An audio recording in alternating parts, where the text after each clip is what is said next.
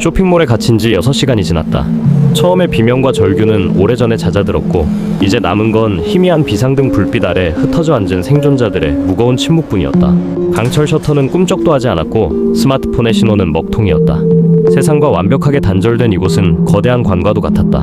책을 든 남자는 기둥에 등을 기댄 채 비현실적인 고요를 견디고 있었다.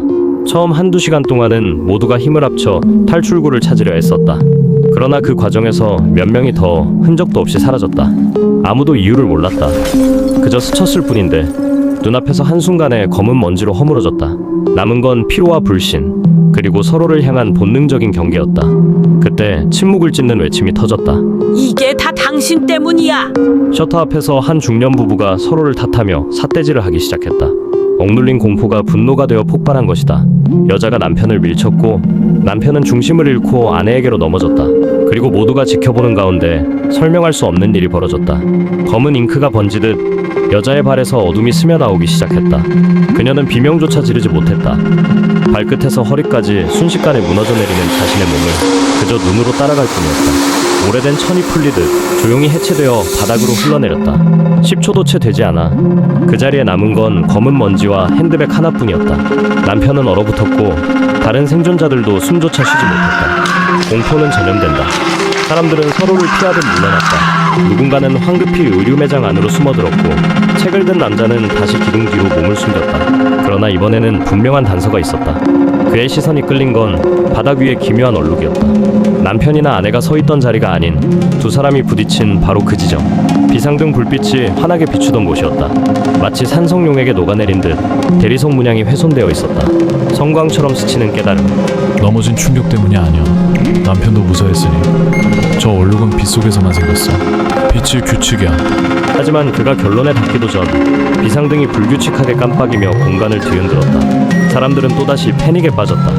책을 든 남자가 절박하게 외쳤다. 멈춰요. 움직이지 마세요. 빛 속에서 닿으면 안 돼요. 그러나 아무도 그의 말을 믿지 않았다. 비명과 혼란 속에서 사람들은 오히려 서로를 밀치며 어둠을 향해 달려갔다. 그리고 예고된 비극이 찾아왔다. 커플 중 여자가 발을 헛디뎌 넘어졌고 남자가 그녀를 붙잡았다. 바로 그 순간 번쩍 켜진 비상등이 그들을 비췄다. 여자는 곧바로 먼지로 허물어졌다.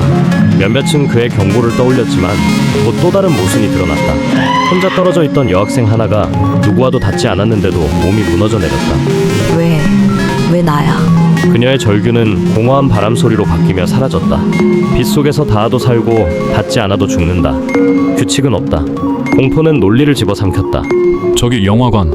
책을 든 남자가 손가락으로 어두운 구석을 가리켰다. 창문도 없고 문을 닫으면 적어도 이 공간에서는 벗어날 수 있어. 절박한 제안에 사람들의 시선이 희미한 희망을 향했다. 체격 좋은 남자가 앞장서려던 순간 구석의 어둠 속에서 작은 형체가 일어섰다. 아이였다. 천진한 얼굴로 아이는 바닥에 들이운 비정상적인 그림자를 향해 속삭였다. 술래는 하나면 충분하지 않아? 이제 네가 놀 시간이야. 아이의 발밑 어둠이 일렁이며 부피를 얻었다.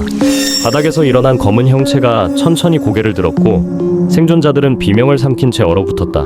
어둠 속에서 아이의 낮은 웃음소리가 정적을 갈랐다.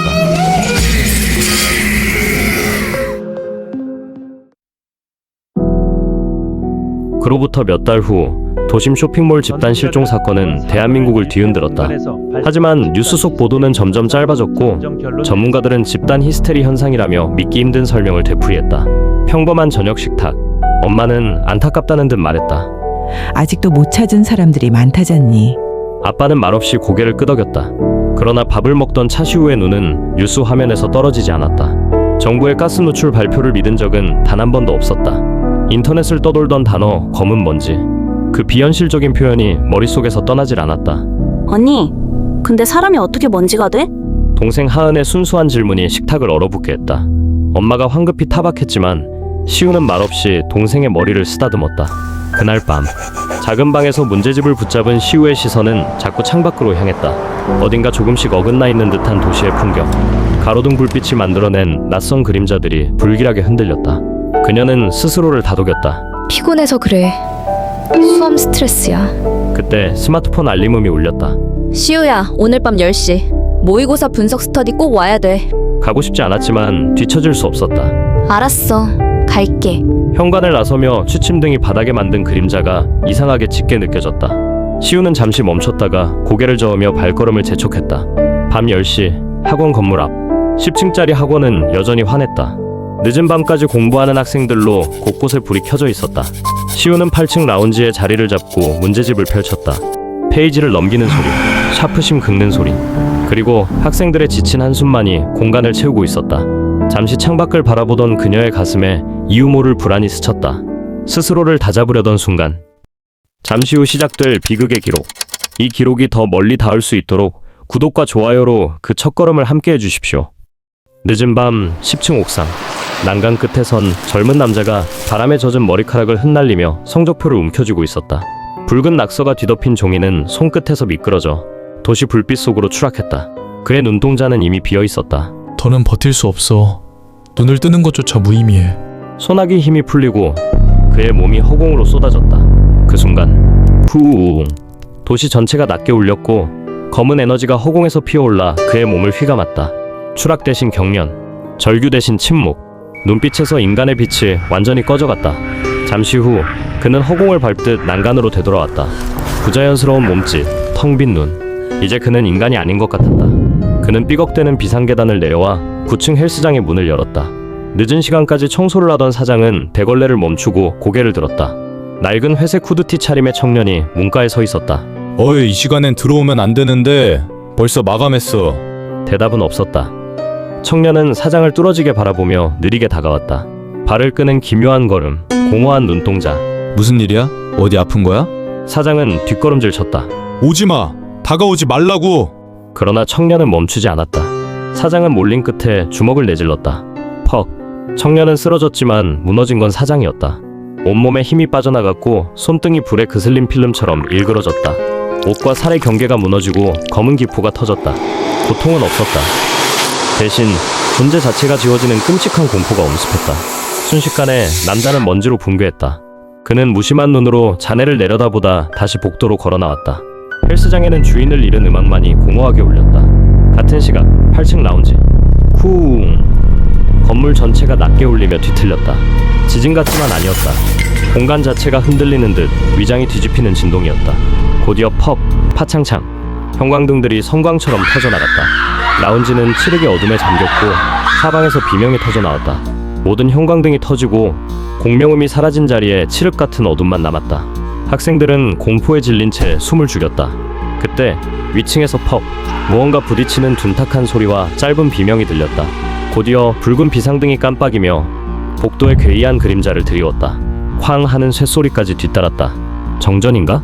차시우는 스마트폰을 켰지만 화면에는 신호 없음이라는 문구만이 떴다.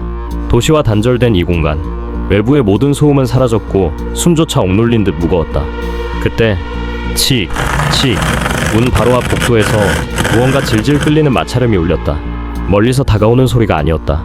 처음부터 문 바로 앞에서 들려오고 있었다. 라운지 안의 모든 숨소리가 멎었다. 학생들의 시선이 반투명 유리문에 고정됐다. 철컥. 문고리가 돌아가며 어둠 속에서 한 사람이 모습을 드러냈다. 국어를 맡고 있는 박 선생이었다. 손전등은 불안하게 흔들렸고 부러진 대걸레 자루를 지팡이처럼 짚은 그의 이마에서는 식은 땀이 비오듯 흘렀다. 괜찮니? 갑자기 정전이 돼서 확인하는 중이야. 다친 데는 없고? 안도의 기운이 생존자들 사이에 번졌다. 순간의 희망, 울음까지 터졌다. 그러나 그 등 뒤 또 다른 형체가 나타났다. 옥상에 있던 그였다. 넋이 나간 표정, 혼란스러운 눈빛. 박 선생이 다가가며 외쳤다. 현우야, 괜찮니? 무슨 일이야? 그의 손이 현우의 팔에 닿는 순간 끔찍한 일이 벌어졌다. 박 선생의 몸이 필름처럼 녹아내렸다. 불빛에 그을린 듯 부글거리며 검게 허물어졌다. 비명조차 나오지 못한 채 그는 자신의 붕괴를 눈으로 지켜볼 뿐이었다. 잠시 전의 안도감은 산산이 부서졌다. 현우는 손과 허공을 번갈아 바라보다 입가에 기묘한 웃음을 걸었다. 어깨가 들썩였지만 눈은 전혀 웃고 있지 않았다. 그 웃음소리를 멈추지 않은 채 현우는 생존자들을 향해 달려들었다. 피해! 차시우의 외침. 김태수가 달려들어 현우의 얼굴에 주먹을 꽂았다. 현우가 잠시 비틀거렸고 김태수는 곧장 소리쳤다. 지금이야. 전부 비상계단으로. 10명 남짓한 생존자들이 복도로 달려나갔다. 그러나 한 청년이 넘어졌고 또 다른 청년이 그를 버리지 못하고 의자를 들어 현우를 내리쳤다.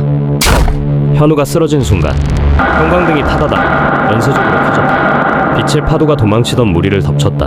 4명 중 3명이 오래된 필름이 타듯 일그러지며 검은 먼지로 붕괴했다. 단 한 명만 살아남았다.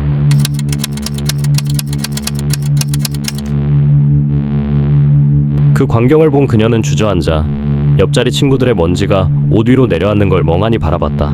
라운지 안에서는 더 끔찍한 비극이 이어졌다. 넘어진 친구를 부축하던 청년이 바닥에 쓰러진 현우에게 붙잡혔다. 비명도 지르지 못한 채 녹아내렸고 마지막 청년도 현우의 소나기에 사라졌다. 치직, 복도의 불이 꺼지며 다시 어둠이 내려앉았다. 얼어붙은 생존자들. 그때 민혁이 주저앉은 여학생에게 다가갔다. 유나야, 괜찮아? 고개를 든 유나의 눈빛은 텅 비어 있었고 입술에서는 여러 겹의 목소리가 겹쳐진 듯한 속삭임이 흘러나왔다. 민혁아, 김태수 일행은 비상계단으로 사라지고 복도에는 민혁과 유나만 남았다. 민혁은 그녀를 부축해 802호 강의실로 들어갔다. 문을 걸어 잠근 어둠 속 두 사람의 숨소리만 남았다. 괜찮아, 유나야. 여기는 안전할 거야.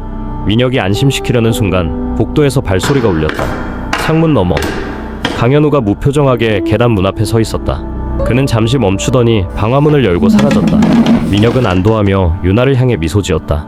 봤지? 이제 괜찮아. 그러나 유나의 손이 민혁의 손 위에 포개졌다. 차갑고 이상하게도 집요했다. 더 보고 싶어. 내 얼굴. 홀린 듯 가까워진 민혁. 유나가 그의 얼굴을 감싸고 입술을 포겠다. 찰나 그녀의 손에는 스마트폰이 들려 있었다. 번쩍 플래시가 터졌다. 민혁은 고통 없이 그러나 존재가 지워져 나가는 공백을 느끼며 사라졌다. 마지막으로 본 건 희열에 물든 유나의 표정이었다. 휴대폰 화면 속 그녀와 입맞춤하던 자리에서 검은 먼지로 흩어지는 민혁의 모습이 찍혀 있었다. 한편 비상계단 쾅 방화문이 닫히며 소음이 차단되었다. 김태수는 손전등으로 아래를 비추었다. 간격 유지해. 내가 앞장설게. 그들은 어둠 속 계단을 조심스럽게 내려갔다. 그러나 6층에 다다르자 여학생 하영이 굴러떨어져 발목을 다쳤다. 김태수가 셔츠를 찢어 발목을 고정하던 순간 아래 5층 방화문에서 비명이 터져나왔다. 살려줘. 불빛이 비춘 문틈 너머 한 남자가 기어나오고 있었다. 그러나 그의 다리를 붙잡은 것은 사람의 것이 아니었다. 검은 껍질 같은 거대한 팔이 어둠 속에서 튀어나왔다. 남자의 절규와 함께 그는 끌려 들어갔고 끔찍한 파열음만 남았다. 침묵. 계단 위의 생존자들은 굳어버렸다. 아래로 가는 건 자살이었다. 차시호는 날카로운 현기증에 휘청이며 벽을 짚었다. 김태수는 결단을 내렸다. 위로 6층으로 가자. 행정실이라면 뭐라도 막을 게 있을 거야. 어서. 그들의 목표는 탈출이 아니라 생존으로 바뀌었다. 6층 방화문은 잠겨있지 않았다. 문을 밀자 녹색 비상구등이 희미하게 빛나는 복도가 드러났다. 행정실로 가자. 문을 잠그고 버틸 수 있어. 김태수의 낮은 목소리에 모두가 고개를 끄덕였다. 그들은 행정실 문을 열며 다시 한번 절망과 희망의 경계로 들어섰다.